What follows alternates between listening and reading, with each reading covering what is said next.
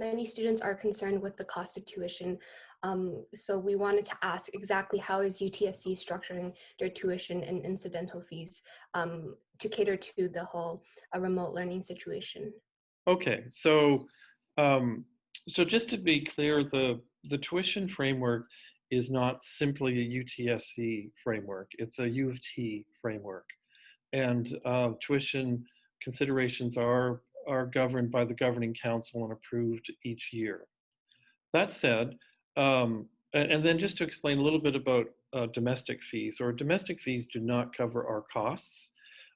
We actually get government grants to subsidize the education for the domestic students. Not true for the international students who pay full tuition.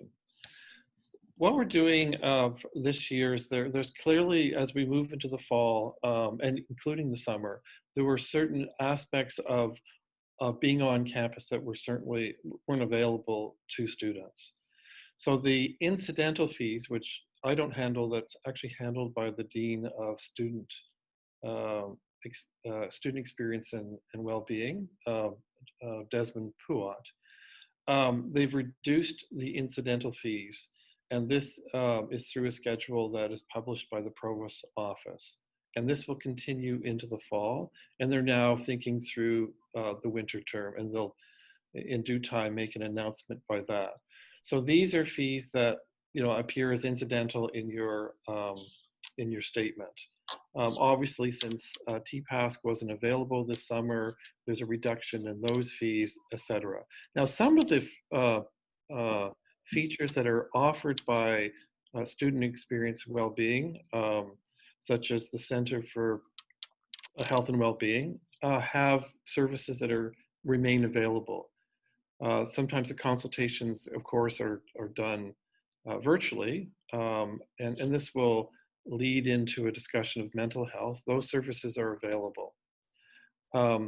Obviously, if you have paid for parking, that got refunded because no one's being charged for parking at present at UTSC. I'm on campus today, and there's lots of parking. No lack of parking at the moment, but it's not being charged. From the academic side, in addition to our tuitions, we do levy some incidental fees. For example, those of you that have taken science courses, there are lab fees that are levied. There's fees in arts, culture, and media that are levied. So all those incidental fees have been canceled for this year because we're not having in-person labs. So those expenses don't exist, so we're not charging you for it. Now, for those, like for example, the Department of Biology will be offering labs that are online, and there is an expense associated with that, but we're covering that ourselves. We're not passing along those expenses to students. So where we can, we have reduced the fees. Mm-hmm.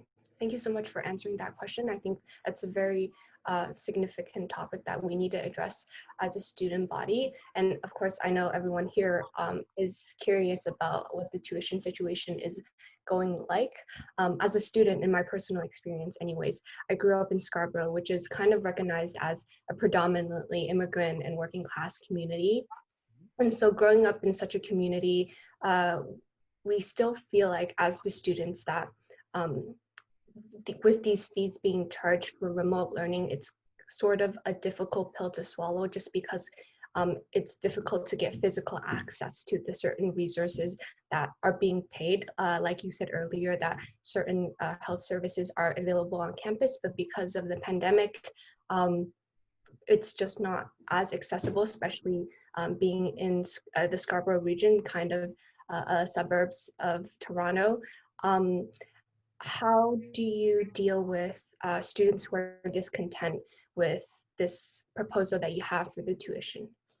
So thank you, Kelly, and I do appreciate the lived experience of being in Scarborough and transit challenges and et cetera.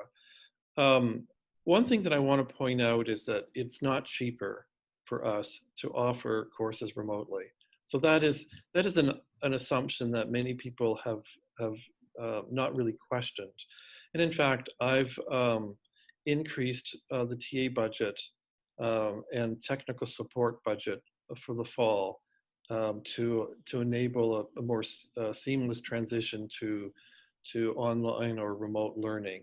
So we're not saving any money by doing this, and in fact we're spending more. So I just want students to be aware of that. The other piece too is that our instructors are thinking through very carefully what the learning objectives of courses are and how to meet those in a remote or online environment. Of course, some courses have already done that because they've been doing web option for years. So Psych 101 would be AO1, excuse me, would be a prime example of a course that's really developed over the years how to deliver in an online remote fashion.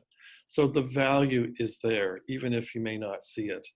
And the points that you're making are valid. So there are some in-person pieces, particularly from the student experience side that you're referencing, and those fees are being reduced.